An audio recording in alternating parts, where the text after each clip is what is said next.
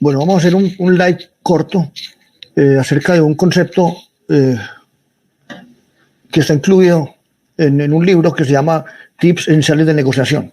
Y voy a hacer un recorrido por muchos de los libros que tengo, dándole unas ideas que pueden ser útiles para ustedes. Hay muchos libros que tengo escritos, más 14 o algo más, y hoy vamos a hablar de este, que se llama Tips Esenciales de Negociación. Este va a ser el libro, Tips Esenciales de Negociación. Y vamos a concentrarnos en algunas ideas que el libro tiene. Si miramos el libro, pues encontramos que tiene unos capítulos que son generalmente los puntos donde deberíamos concentrarnos. ¿De dónde salió este libro? Este libro realmente fue la recolección de una cantidad de tips que yo presentaba en LinkedIn. Y esos libros, entonces, esos tips los fui considerando y los catalogué en seis capítulos, que realmente son como la parte central, donde uno debe estar concentrado en negociación. El primero es la estructura, o sea, recomendaciones frente a la estructura. El segundo es recomendaciones frente a los intereses, cómo son los intereses de las partes, cómo los reconocemos, cómo perfilamos. El tercer capítulo es de comunicación. Es fundamental porque la negociación es comunicación. Es más, en muchos países de Europa muchas veces no se usaba la palabra negociación, sino comunicación. El cuarto capítulo es de concesiones, que es supremamente importante ser experto en el manejo de concesiones. Ahora miraremos un poco eso. El quinto capítulo es la persuasión, porque la persuasión es como el labón perdido. Y el sexto es recomendaciones acerca del conflicto. Vamos a dar unas pequeñas ideas, muy pequeñas ideas de lo que es la estructura. La inmensa mayoría de las personas del mundo, la inmensa mayoría son negociadores empíricos e intuitivos, porque así ha sido el desarrollo pues, del tema. Resulta que la negociación es un tema pues, supremamente antiguo. Alguien decía que la prostitución era la profesión más antigua del universo. Pues yo podría decir que por lo menos hubo una antes de esa, que era la negociación, porque para que hubiera prostitución tuvo que haber habido una negociación. O sea que es muy tan antiguo como el ser humano, pero solamente en los 80 se empezó a convertir como en ciencia. Antes era solamente arte y ahora es ciencia. Y colaboraron intelectuales del mundo y universidades prestigiosas como Harvard, Stanford, Yale, Dartmouth, Michigan, y empezó más en Estados Unidos que en Europa. El hecho es que la inmensa mayoría de las personas negocia empíricamente. Lo que hay que hacer es negociar con estructura. ¿Qué estructura va a tomar usted? La que usted quiera. Usted puede tomar una estructura, digamos, de solución de problemas. Si usted los problemas realmente los resuelve de una manera generalmente acertada y tiene una estructura para eso, pues es espectacular, porque usted puede llevar lo que sabe de solución de problemas, lo puede llevar a la negociación, porque concepto fundamental, la negociación es la solución de un problema. Igual con la toma de decisiones. La negociación es una toma de una decisión, o sea que podría usarlo. Es tan claro que es toma de decisiones que un libro famoso, muy famoso de negociación del mundo se llama El arte y la ciencia de la negociación, The Art and Science of Negotiation. Y es de Raifan, que Raifan es un profesor de Harvard de decision making, de toma de decisiones. Entonces él aplica toda la teoría de decisiones a la negociación. Entonces quiere decir que usted podría usar estructura, pero ¿cuál es la estructura que usted debería tener en cuenta, sugerida? Que es una solución de problemas bien empacada. Es el método Harvard. Entonces, si yo voy a negociar con ustedes, yo debería incluir algunos asuntos, algunos elementos o huesitos, porque los huesos son lo mismo, lo que cambia la carne. Entonces, yo debería tener en cuenta, por ejemplo, los intereses. ¿Qué me interesa a mí? ¿Qué le interesa a ustedes? Si vamos a negociar. Pero también yo quisiera tener en cuenta las alternativas o planes B. ¿Qué haría yo si no hay acuerdo? ¿Y qué harían ustedes si no hay acuerdo? El tercero que yo debería considerar son las opciones. O sea, ¿qué propuestas les voy a llevar a la mesa? Pero el siguiente que yo debería incluir son los criterios. ¿Cómo demuestro que las propuestas que estoy lanzando son razonables. Pero el siguiente es el compromiso. ¿Cómo voy a hacer un acuerdo que sea cumplible y factible? Que la gente quiera y pueda cumplir. Pero después seguramente tendré que tener en cuenta la comunicación, o sea, cómo nos vamos a comunicar, tanto adentro como fuera de la mesa. Y también sería importante saber manejar la relación, que hay mucho error, porque la gente generalmente piensa que la relación es lo más importante y que todo lo hace para que la relación sea buena. Y muchas veces sacrifica la rentabilidad por la relación. No, la relación es el vehículo. Entonces tenemos esos 7 elementos que nos ayudan a negociar mejor. Eso serían los conceptos de estructura. O sea, ¿cómo podríamos hablar de estructura? Pero también el segundo capítulo habla de los intereses. Sin lugar a duda, este es el concepto más importante, o sea, perfilar los intereses.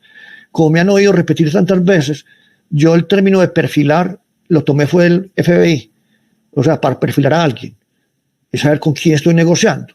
Y si yo quiero perfilar a alguien, yo podría hacerme preguntas del siguiente tenor.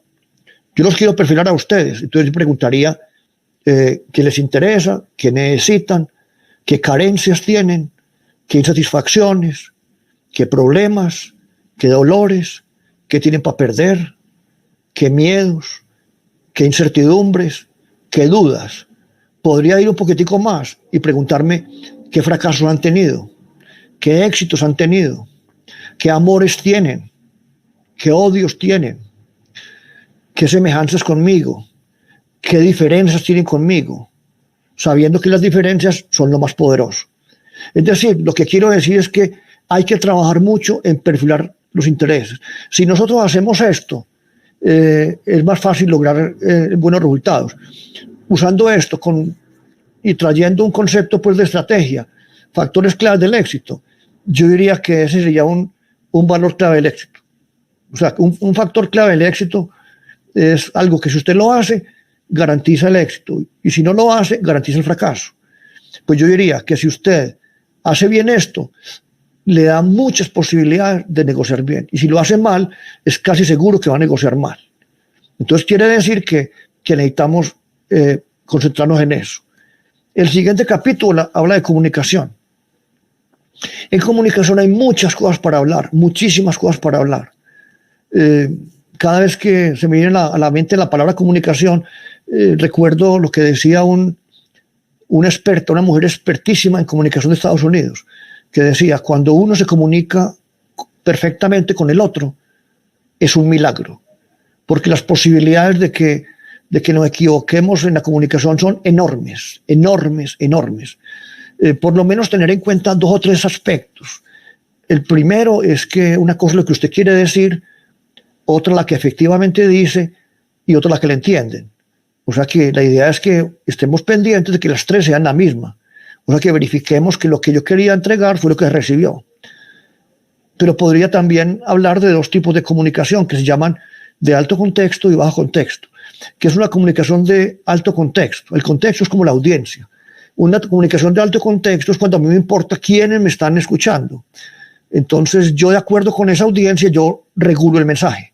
O sea, digo lo mismo pero de una forma diferente, para que me entiendan. Pero si yo soy de bajo contexto, no me importa quién me está escuchando, siempre hablaré igual. Un problema es que mientras más conozca uno de un tema, más mal comunicador es, porque lo conoce tanto, es tan obvio, que uno comete el error de pensar que para el otro también es obvio. Sin herir ninguna susceptibilidad, por ejemplo, un profesional, digamos, de medicina, muchas veces, como es tan experto, entonces cuando habla con alguien que no es médico, usa lenguaje de médico. Un buen médico en comunicación sería una persona que sabe que yo no sé de medicina, entonces me habla a mí para que yo entienda.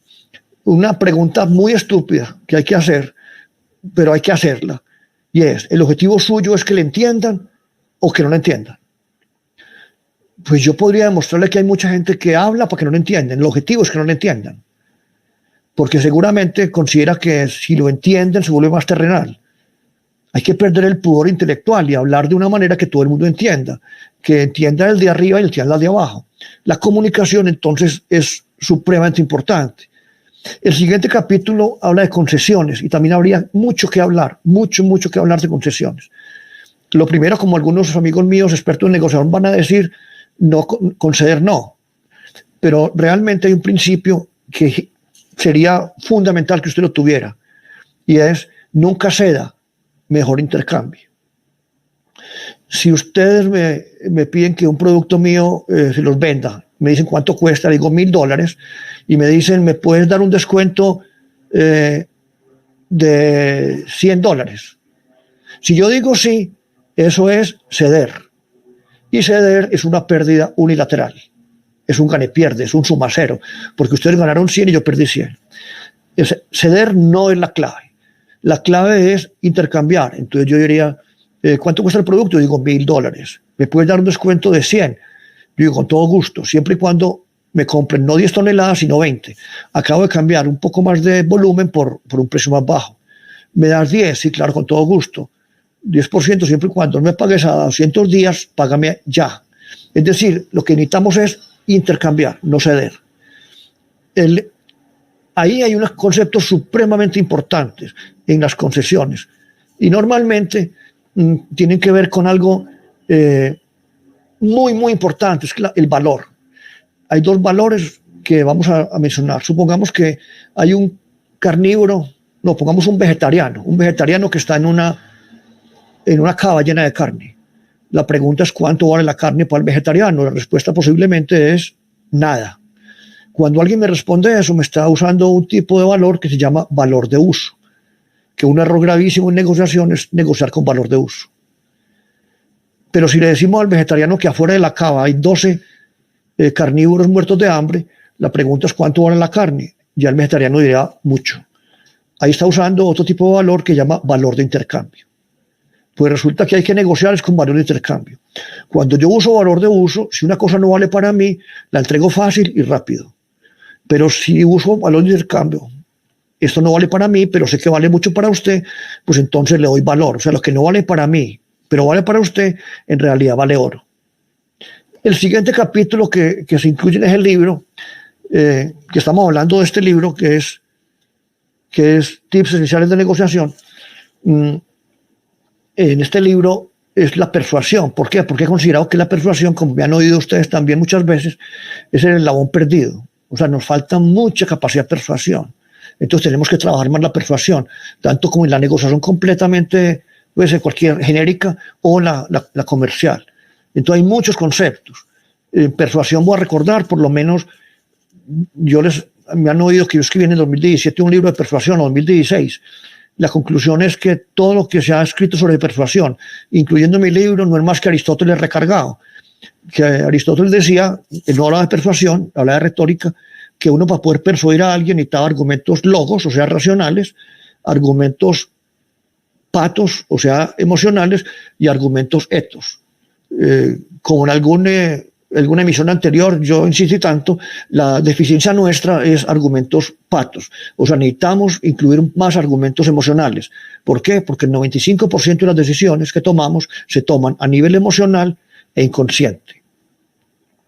El siguiente y el último capítulo que tiene este libro es el de conflictos, pero conflictos es súper importante entender que conflicto no es el conflicto de palestinos, no, el conflicto puede ser entre un comprador y un vendedor, el conflicto puede ser en la misma casa, son diferencias. Una de las cosas que hay que desarrollar para el negociador de alto desempeño es perderle miedo a las diferencias. Es más, basado en las diferencias es que podemos negociar. O sea, basado en las diferencias es que se puede negociar. Voy a poner un ejemplo para que no hacer muy larga la intervención y con eso terminamos. El tiempo de cada uno de ustedes es muy importante, entonces no hay que quitar demasiado tiempo. Pero sí voy a hablar de las diferencias. Las diferencias son importantes y eso es una diferencia. Esa diferencia, visión de las diferencias es una diferencia que tengo yo con mucha gente del mundo, de Europa, Estados Unidos, que manejan la negociación, incluso que son personas que son gurúes, pues son maravillosos. Ellos siempre, como evangelio, dicen, busque que los acerca, busque las cosas comunes, busque las cosas comunes. Yo no voy a negar que las cosas comunes son importantes. pero el valor, la creación de valor está más en las diferencias. Voy a poner solamente unos ejemplos de diferencias. Por ejemplo, yo voy a negociar con alguno de ustedes. Aquí tengo pues una cantidad de amigos, con Leonardo Valderrama, que está aquí, y veo que está en el chat. Entonces, Leonardo y yo tenemos una compañía 50-50.